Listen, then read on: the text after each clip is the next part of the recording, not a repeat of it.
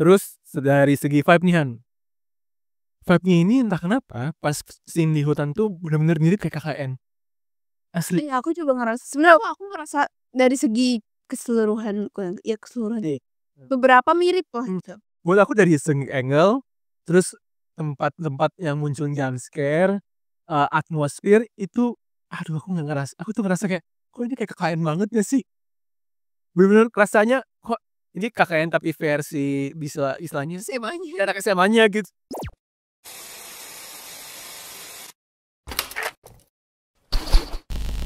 Hai, welcome to Diflik bareng gua Rabi dan sebelah gua ada dalam segmen Movie Talk. Movie Talk adalah sebuah segmen di mana gua dan Hani akan ngomongin satu film yang udah kita tonton pastinya. Pada video ini kita ngomongin film apaan? Kemah terlarang. Kemah Masal. Kemah Terlarang Kesurupan Masal. Film ini dirilis di bioskop itu pada tanggal 10 Oktober 2024, terus tayang di Netflix tanggal 13 Februari 2025. Film ini disutradarai oleh Ginanti Rona. Film-film beliau itu sebagai sutradara itu ada Susuk, aku pernah nonton Sian, Korin kita pernah nonton, terus Kalian Pantas Mati, Kalian Pantas Mati kita pernah yang Anira Mama Z. Terus kalau sebagai asisten director itu ada The Raid. Gitu, keren banget sih. Baru. Untuk castnya itu ada Kalista Arum, Naila Dipurnama, Fatih Unru, Derby Romero, Zenia Zain, dan ada Kalista. Seperti biasa sebelum masuk ke topik pembahasan, Hani akan bacain sinopsisnya. Hani silahkan. Film ini menceritakan sekelompok murid pramuka yang mengikuti camping di daerah Wana Alus. Awal mulanya, kegiatan camping berjalan lancar sampai salah satu di antara mereka ada yang mengalami kesurupan. Intinya ada camping, tiba-tiba ada kesurupan tuh sih. Iya gitulah. Buat aku Han sebagai yang udah nonton film horor Indonesia selama 2 dekade, ya dari aku 2 tahun dari kecil kan. Dari segi cerita kita ngomongin cerita dulu ceritanya katanya based on true story katanya. Oh iya, Cenah mah based on true story di tahun 2016. 2016 yes bener. Cuman buat aku ceritanya ya template biasa aja sih. Kalau dari segi cerita ya, karena is been dead and dead kan udah pernah film yang ya film kerasukan kan udah banyak di Indonesia. Tapi mungkin bedanya di sini ada kesurupan massal ya. Mungkin itu sedikit pembeda. Cuman kalau dari segi benang merah bisa dibilang buat aku yang udah nonton 2 dekade terakhir film horor Indonesia terasa biasa aja. Terus dari segi vibe nih Han, vibe-nya ini entah kenapa pas scene di hutan tuh bener-bener mirip kayak KKN. Asli. Iya, aku juga ngerasa sebenarnya aku ngerasa dari segi keseluruhan keseluruhan Iya.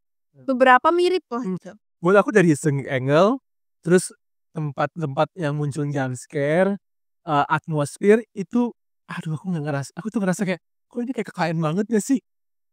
Bener-bener rasanya kok ini KKN tapi versi bisa istilahnya SMA-nya. anak SMA-nya gitu.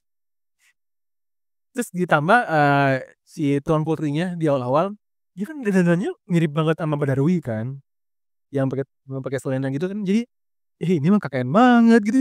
Iya sih, iya sih.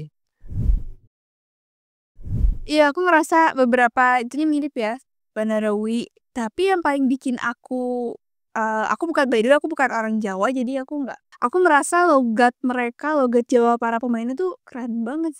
Kerasa real gitu, aku rasa emang tau gak sih nggak patah gitu loh. Kayak bener-bener ya udah gue emang ngomongnya gini, apalagi ya Fatih Umru sama Debbie Romero.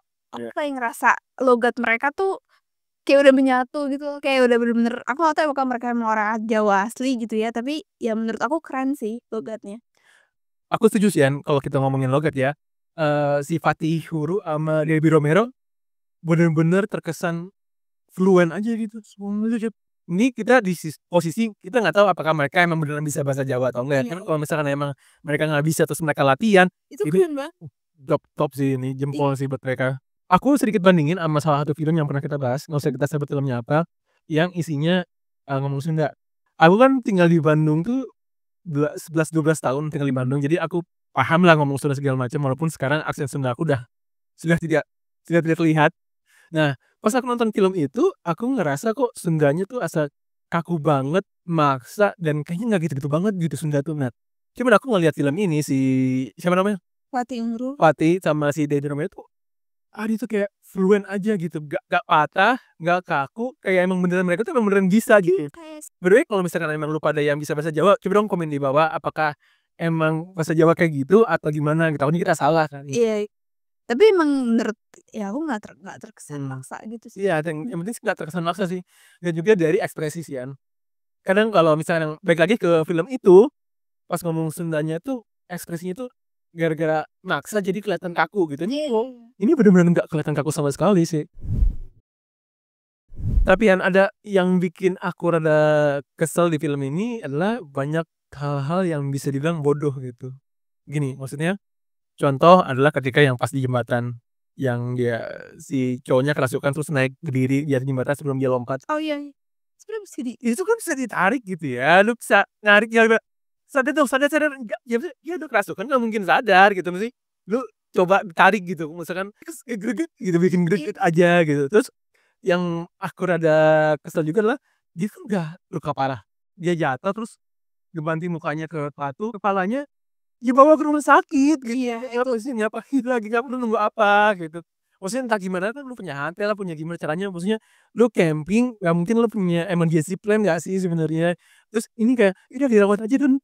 Itu buat aku ya hal-hal yang bikin greget sih kan. Nah terus satu lagi yang bikin aku greget adalah mereka tuh udah tahu dikepung atau enggak lagi ada horor, ada mistis lah di situ tempat itu, cuman disuruh mencer, ingat nggak sih ada scene disuruh mencer? "Udah kita mencer deh, ini kamu di sini." oh yang bikin ini bukan sih yang mereka tetap ngelakuin jurit malam? Iya, terus waktu itu kan, dia kan suruh nyari si ceweknya, ini, "Oh yes," disuruh mencer aja gitu. Buat aku tuh, come on, it's horror one on one. Kalau misalkan ada di tempat horor, jangan mencer. Lu makin mencer tuh makin dicecer gitu. Makanya itu kayak Tapi emang tipikal nggak sih kalau soal mencer tuh? Maksudnya film horor emang gitu nggak sih? Pasti ada juga, kita yang sih untuk menemukan." oke, kalau misalkan kita ngomongin film horor, oke aku setuju. Cuma kan based on true story. Oh, Masa iya sih ketika lu based on true story, lu kenyataan lu tempat lu udah angker, udah malam-malam, terus lu mencer gitu segala macam malam-malam. Itu doesn't make sense sih sebenarnya buat aku ya. Tapi aku nggak ngerti apakah memang ada hal-hal yang mungkin nggak diceritakan atau didramatisir gitu loh. Ya mungkin bisa jadi sih. Didramatisir gitu. Atau mungkin sebenarnya gini, ada hal yang dilewatkan kayak misalkan yang, anak yang cowok loncat itu, menurut aku nggak ngerti ya, akan lebih logis kalau misalkan pertama, itu kan itu cewek tuh ceritanya jaga Iya, kakak ceweknya tuh. Nah, senior ceweknya tuh dia pura-pura ngangkat nggak kuat tuh, ternyata make sense ya. Jadi kayak, wah gila nih berarti sesuatu nih gitu, itu dia akan terasa real. Atau yang kedua yang kedua kalau masalah, kenapa nggak dibawa ke rumah sakit, kenapa nggak ada scene yang memperjelas dengan mereka mencoba telepon tapi nggak ada. Nah itu akan lebih realistis gitu, lebih kerasa seremnya, lebih kerasa realnya gitu. jadi kan ya itu sih banyak hal-hal yang bikin greget aja gitu. Tapi walaupun aku banyak gregetnya di film ini, poin plus dari film ini adalah aku serasa kayak nonton teater. Kayak teater tapi temanya horor gitu.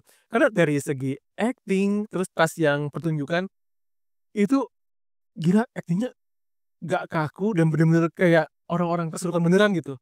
Dan aku tuh jadi terpukau karena, oh ternyata di Indonesia tuh banyak ya talent-talent muda yang bisa jadi, apa istilahnya, bisa jadi aktor dan aktris di masa depan gitu di Indonesia.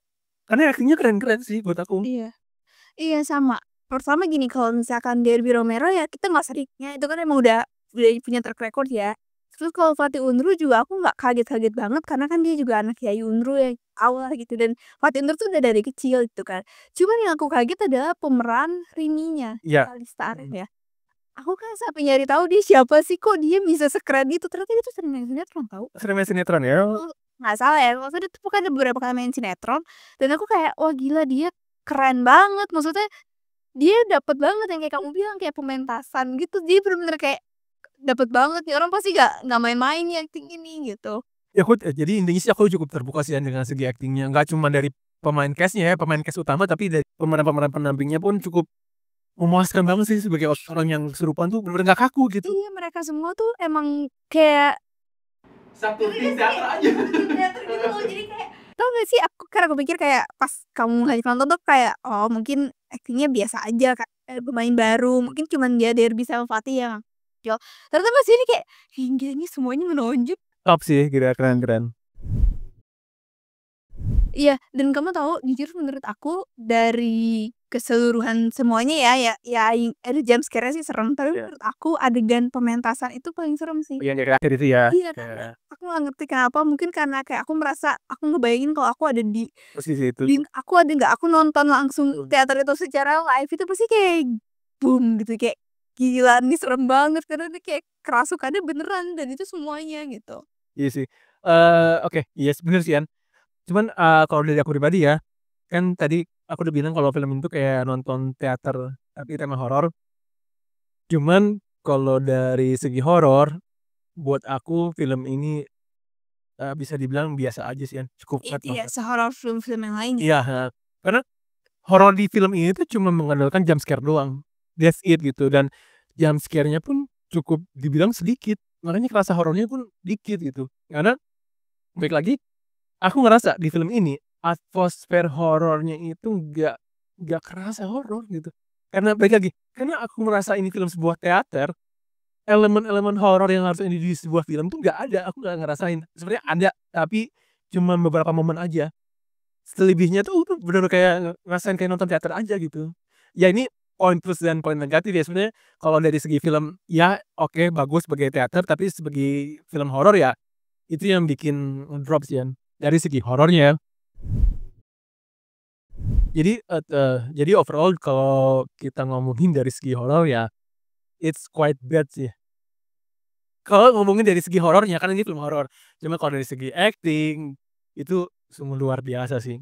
Terus paling aku sedikit lagi nulis, oh ya, tampilan-tampilan hantunya itu nggak serem, at all sama sekali nggak serem, cuman aku cukup respect kenapa, karena mereka pakai kostum hantu-hantunya. Karena, dari zaman beberapa tahun ke belakang itu film-film horor Indonesia tuh mostly aku nggak bilang semuanya, mostly film-film horor di Indonesia itu hantunya itu pakai CGI. Oh. Jadi bukan pakai kostum, nggak seniat itu bikin kostum segala macam. Kenapa? Karena kalau pakai CGI itu buat aku nggak Apa? patah, terus bukannya orang takut malah jadi annoying. Kenapa? Karena kadang tuh CGI-nya itu sama background-nya itu gak jadi yang harusnya ada momen kita serem, kayak dikejar-kejar hantu, tapi hantunya CGI, itu ngerasa annoying sih. Jadi kayak annoying aja kameranya gitu segala macam, kan ngeblur gitu segala macam. Jadi ada satu yang poin positif di film ini ya, itu sih niat lah mereka bikin kostum dan bikin pementasan segala macam itu kan cukup niat loh kayak gitu. Paling ya CGI-nya paling ya di bagian ular-ular gitu sih yang ya so-so lah. Jadi konklusinya kalau buat akuan film ini kalau dari segi film horor ya it's quite bad. Harus aku akui film ini kalau dari segi horor cukup cukup buruk. Cuman kalau dari segi acting, terus dari segi apaan ya, dari segi niatnya mereka buat bikin pentas segala macam, bikin ini seakan-akan sebuah teater, itu buat aku jadi poin plus yang jarang ditemuin dari Diapresiasi. ya yang patut diapresiasi dan jarang aku lihat di film-film horor di Indonesia sih, gitu kan. Kalau menurut aku sih, sama kayak kamu, ya horornya mungkin nggak seserem horor-horor yang lain, tapi dari segi karakternya mereka berhasil memerankan sih. Dan ya aku harap ini jadi peluang buat para si aktris, aktor para si aktor-aktor ini ya, karena kayak mereka punya potensi yang kuat Iya. untuk memerankan sebuah karakter gitu. Oh ya sedikitan, paling film ini juga bikin aku terpukau karena aku ngerasa kayak, wah ternyata masih ada ya potensi yang belum kita temuin gitu selama ini gitu. Kayak si Kalista Arum itu Iya gitu, sih dia. keren keren. Oke, itu dia sekian dari kita. Thanks for watching. Until next time, see you and I see you.